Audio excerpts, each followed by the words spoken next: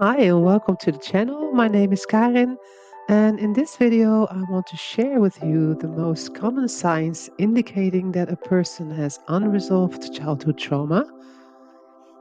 Unresolved childhood trauma from abuse and or neglect can deeply impact a person's emotional, cognitive and behavioral development. And the effects are often long-term, as trauma is a form of imprinting, a programming, and an imprint in our system, but a negative one. And when dealing with this, a person develops certain coping mechanisms that are often quite difficult to reset and heal from. So the effects of childhood trauma are often persisting into adulthood. Um, Basically until the individual has reached a certain level of maturity, and with this the desire and willingness to face their issues. So you could say until the individual makes the conscious decision to heal themselves, and until then they keep manifesting their unhealed parts as repetitive patterns in various ways on a cognitive, emotional and behavioral level. So in this video I will share with you the cognitive, emotional and behavioral characteristics and the long-term effects of unresolved childhood trauma. So the cognitive characteristics, the first one is negative self-perception. Individuals often develop a deeply ingrained belief that they are unworthy, unlovable and inadequate. And this stems from the neglect or the abuse experienced in early years. The second one is difficulty trusting others. A mistrust of others is common, especially if the caregivers were the source of the harm. This can lead to difficulty forming close relationships because real close relationships are based on trust. The third one is a distorted worldview.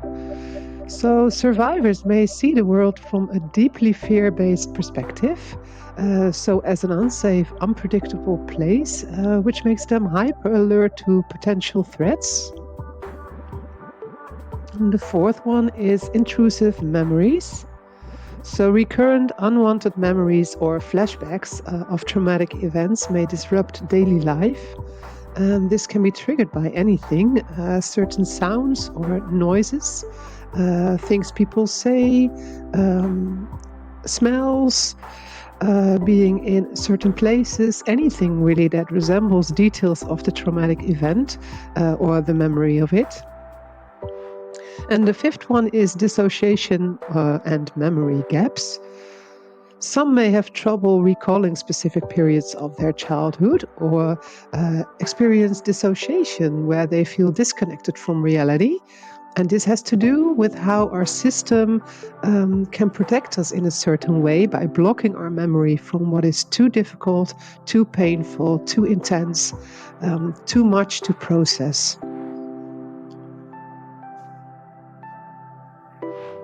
So the emotional characteristics, the first one is the chronic fear and anxiety. Growing up in an abusive and or neglectful environment often leads to a persistent sense of fear or anxiety, even in safe situations. Like I said, it is a programming, and this is quite difficult to reset. The second one is emotional dysregulation. Individuals may struggle to manage emotions like anger, sadness, or fear, and react intensely or unpredictable to certain situations. The third one is shame and guilt. Survivors frequently internalize the abuse or neglect, even feeling responsible for what happened to them. The fourth is depression. Feelings of hopelessness, worthlessness, and a deep sense of sadness can develop, often leading to long-term depression. And the fifth one is emotional numbness. To cope with overwhelming emotions, many survivors become emotionally detached or numb, making it difficult to experience joy, love, or intimacy. So like I said, this is the way our system deals with this trauma. It protects us in a certain way when things get too intense. So it may block some too intense negative emotions, but it also makes it difficult to experience positive emotions. And for the behavioral characteristics, the first one is avoidance. People may avoid thinking about their trauma or avoid situations and relationships that might trigger painful memories, and this can lead to isolation. The second one is difficulty forming relationships. Trust issues and fear of vulnerability often make it challenging for trauma survivors to develop and maintain healthy relationships. The third one is people-pleasing or seeking validation. So some individuals may develop an intense need to please others or to seek constant approval, driven by fear of rejection or abandonment. The fourth one is self-destructive behaviors. Survivors may engage in behaviors like substance abuse, self-harm, or risky activities to cope with emotional pain, to numb it, or distract it, or sedate it. The fifth one is attachment issues. Many develop insecure attachment styles, such as being overly clingy, anxious, which is an anxious attachment style, or emotionally distant, which is an avoidant attachment style in their relationships. And the last one is hypervigilance. Trauma survivors can constantly being on an alert for danger, even in safe situations, which is a common response to the unpredictability of threat that they experienced in their childhood. So let's go to the long-term effects of unresolved childhood trauma. The first one is low self-esteem. So many trauma survivors have persistent feelings of inadequacy and self-doubt, and it's common in those with unresolved childhood trauma.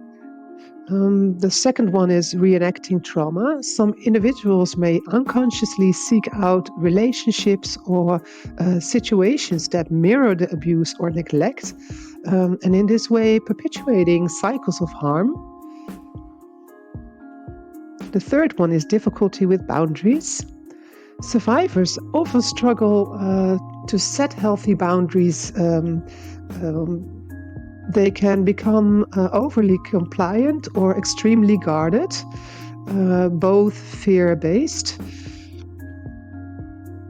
The fourth one is perfectionism. A need for control or to meet high standards can arise as a way to avoid feelings of failure or inadequacy from childhood experiences.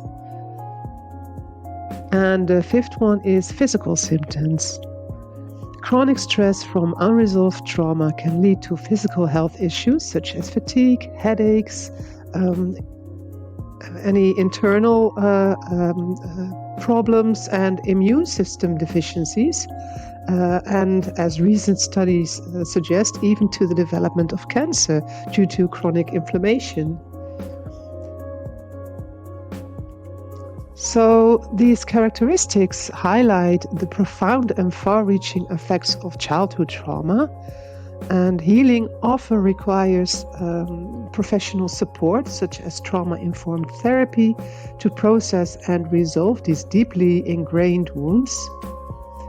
If you are watching this video and you do recognize yourself in some or more of these characteristics, and you feel you also feel the desire to heal, in my practice for trauma healing, I offer deeply transformative healing programs for all sorts and levels of trauma. So please feel free to contact me if you have any questions or would like to receive my healing. As always, my contact details are in the description below. I hope this video was helpful for you. Thank you for watching. Until next video. Bye.